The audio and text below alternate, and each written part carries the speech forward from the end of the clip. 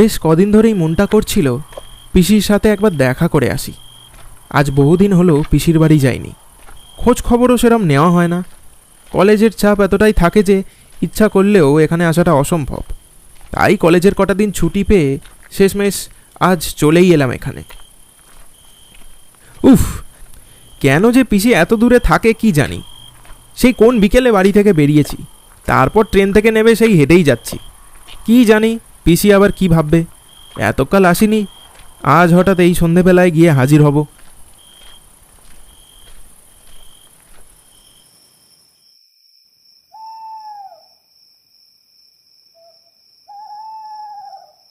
রাস্তায় একটাও টোটো বা রিক্সা কিছুই চোখে পড়ছে না।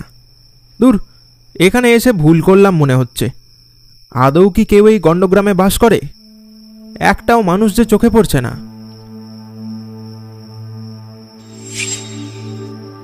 ও ওই তো টিম টিম করে আলো জ্বলছে, কোনো দোকান বলে তো মনে হচ্ছে। যাই যাই, আমি একবার ওখানে গিয়ে ঠিকানাটা বরং জিজ্ঞেস করে দেখি। এই জনমানব শূন্য গণ্ডগ্রামে একটা আশার আলো দেখতে পেয়ে আমার মনের জোরটা একটু বেড়ে গেল। যাক, অন্তত এ জায়গায় আমি একা নই। মনের সব ভুল চিন্তাভাবনাগুলোকে মুছে দিয়ে ওই আলোটাকে লক্ষ্য করে এগিয়ে গেলাম। দাদা, একটা সাহায্য করতে পারবেন? চায়ের দোকানে থাকা লোকটা কিছুটা সন্দেহের চোখে আমার দিকে তাকিয়ে বলল, কি চাই? আমাকে একটু এই ঠিকানাটা বলে দেবেন। শিমুলপুর? সে তো অনেক দূর মশাই। আর আর এই অন্ধকারে আপনি কি ওখানে মরতে যাচ্ছেন?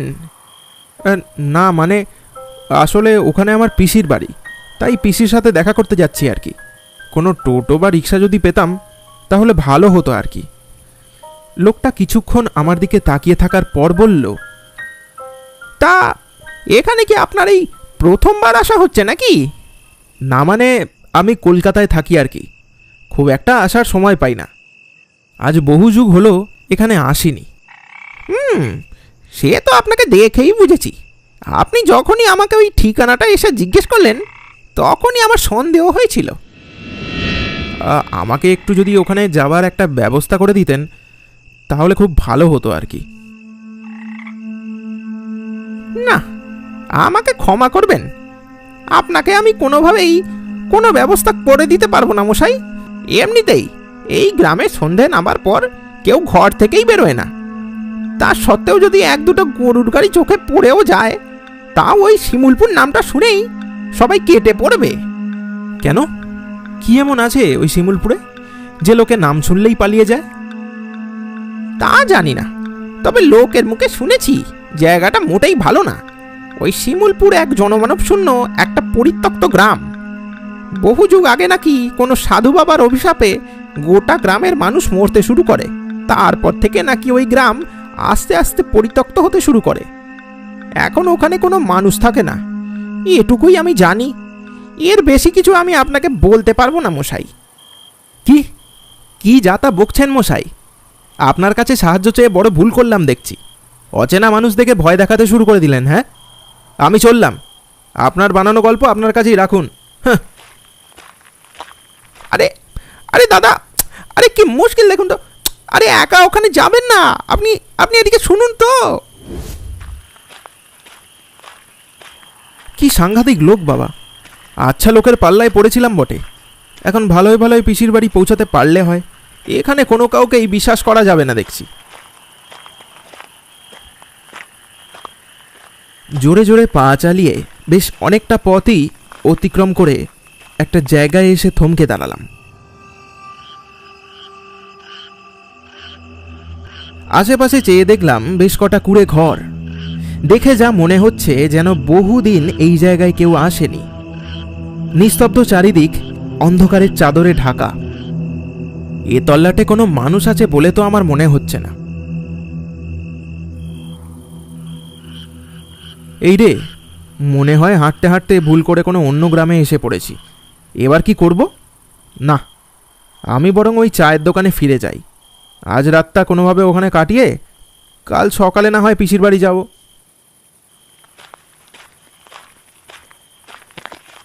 আমি হেঁটে ওই জায়গা থেকে চলে যাচ্ছিলামই, এমন সময় পিছন থেকে একটা লোক এসে আমার নাম ধরে আমাকে ডাক দিল।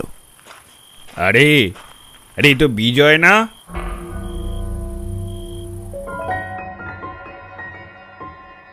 আরে পিসে মশাই।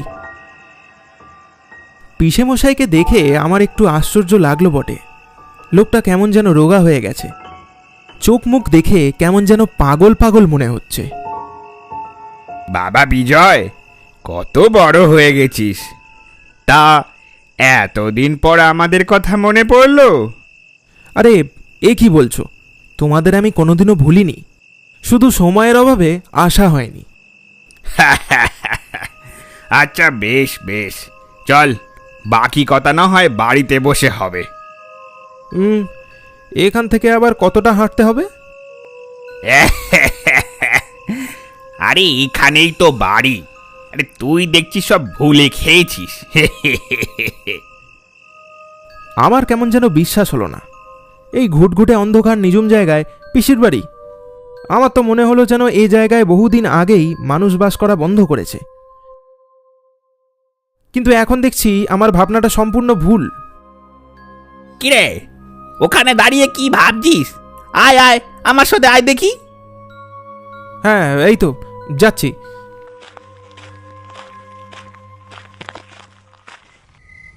কি গো, বলি কোথায় গেলে? এই দেখো কে এসেছে। আরে যাচ্ছি গো, যাচ্ছি। পিসির দরজা খুলে আমাকে দেখে বললে, ও মা, এ কাকে নিয়ে এসেছ গো? বাবা বিজয়, কত বড় হয়ে গেছিস। আয় আয়, ভেতরে আয়। পিসি, ঝিমলি কই? ওকে তো দেখছি না। ও ও একটা ছোট কাজে ওই পাশের গ্রামে গেছে। ও তাই? আমি ভাবলাম ও বাড়িতেই থাকবে, ওর সাথে দেখা হয়ে যাবে। তা বলো, তোমরা কেমন আছো? আর কি বলি বাবা, ওই আছি আর কি। তা এতদিন পরে মনে পড়লো পিসির কথা? পিসি, আমি জানি তোমরা আমার ওপর এখনো অভিমান করে আছো, কিন্তু কি করব বলো? মা বাবা যে কোনো রকম সম্পর্কই রাখতে দেয়নি তোমাদের সাথে।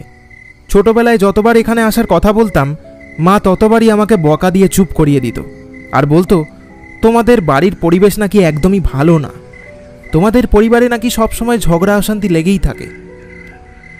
বৌদি আমাদের নামে এরম বলতো? হ্যাঁ, আর তাই তো তোমাদের জন্য টানটাও কমে গেছিল। আজ থেকে 6 বছর আগে মা আর বাবা দুজনেই একটা অ্যাক্সিডেন্টে মারা যায়। তারপর থেকে আমি একা একাই আমার পড়াশোনাটা শেষ করে কলেজে ভর্তি হলাম। কিন্তু বেশ কদিন ধরেই কেন জানি না তোমাদের কথা খুব মনে পড়ছিল, তাই কলেজের কটা দিন ছুটি পেয়েই তোমাদের কাছে ছুটে এলাম। কিন্তু এসে দেখছি এখানে সব কিছু কেমন যেন বদলে গেছে।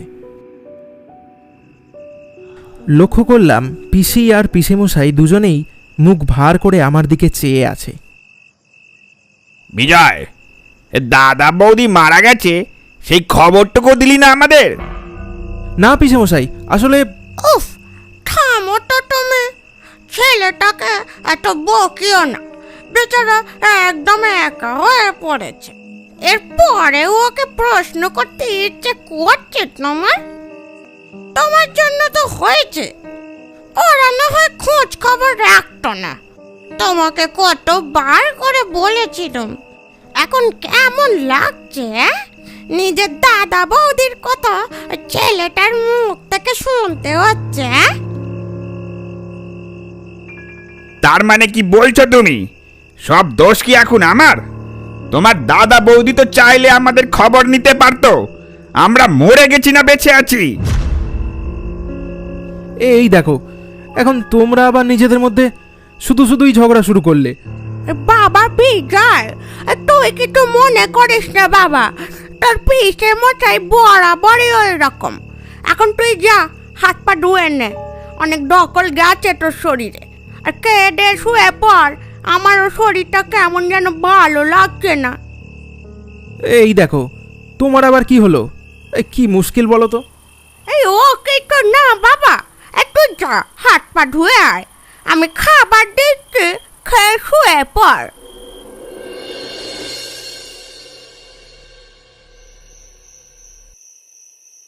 পিসির কথা মতো মুখ হাত ধুয়ে খেয়ে দিয়ে শুয়ে পড়লাম। হঠাৎ মাঝরাতে একটা চেঁচামেচির আওয়াজে ঘুমটা আমার ভেঙে গেল। পিসি আর পিসেমশাই কি ঝগড়া করছে এই এত রাতে? এখনো ঘুমায়নি? তবে কি মা ঠিকই বলতো, এই ঘরের পরিবেশ খুবই খারাপ, সব সময় ঝগড়াঝাটি লেগেই থাকে হয়তো। এখন দেখছি মায়ের কথাগুলোই সত্যি। যাই দেখি, গিয়ে ওদের থামাই। আমি বিছানা থেকে নেমে আস্তে আস্তে পিসির ঘরের দিকে গেলাম।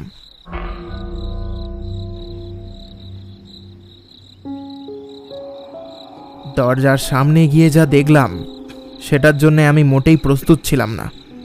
পিসি আর পিসেমশাই দুজনের মুখ একেবারে পাল্টে গেছে, শরীর শুকিয়ে কাঠ হয়ে গেছে, গায়ের চামড়া পচে গলে গেছে, চোখের মনি নেই, পুরো সাদা ধপধপ করে জ্বলছে চোখ। ভয়ে আমার মুখ দিয়ে একটা চিৎকার বেরিয়ে এলো, না না। এই হলো তো, এই সব হয়েছে তোমার জন্য। ছেলেটাকে দিলে তো জাগিয়ে। সব দোষ এখন আমার। তুমি বেশি কথা না বাড়ালে ওকে তখনই মেরে ফেলতাম। এতদিন পর এখানে মানুষ এসেছে, এমনি এমনি ছেড়ে দেবো? ছি ছি ছি ছি ছি ছি ছি, লজ্জা করে না তোমার? পিসে মশাই হয়ে ভাইপোকে মেরে খাবে?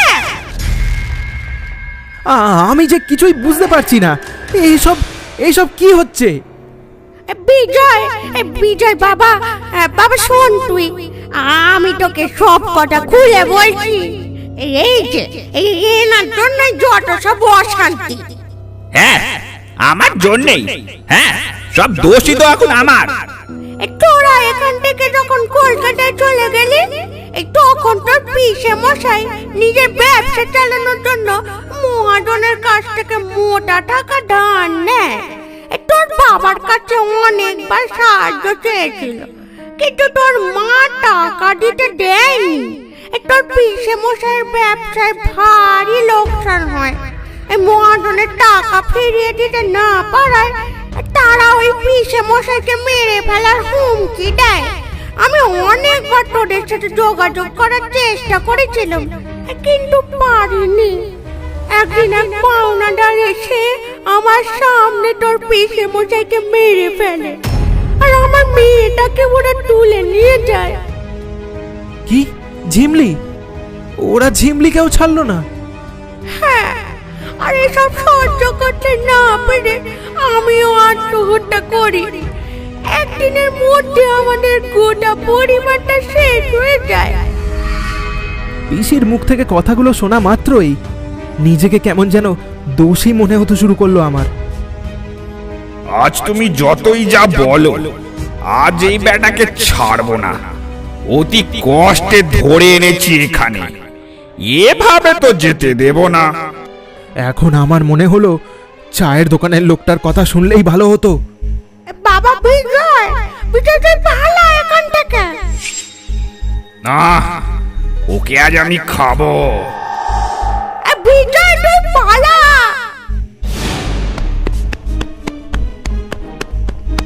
কি করব, কোথায় পালাবো কিচ্ছু বুঝতে পারলাম না। চোখ বন্ধ করে দৌড়ে বেরোলাম ঘর থেকে। তারপর এক নিঃশ্বাসে ছুটতে থাকলাম। কোথায় যাচ্ছি কিচ্ছু জানি না। তখনও পিসে মশাইয়ের চিৎকার পিছন থেকে ভেসে আসছে।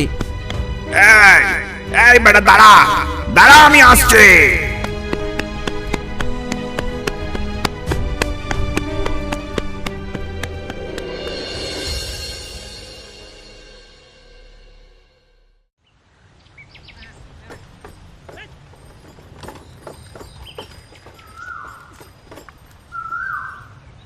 কি দাদা, কাল রাতে কোথায় গিয়েছিলেন?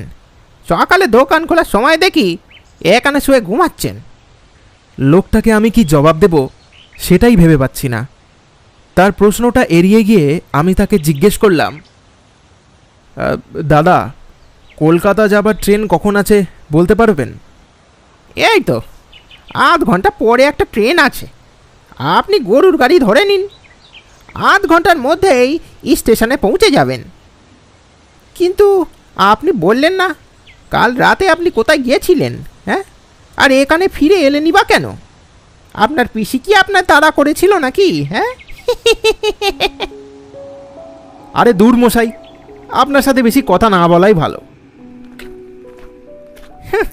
বলেছিলাম যাবেন না, এখন হলো তো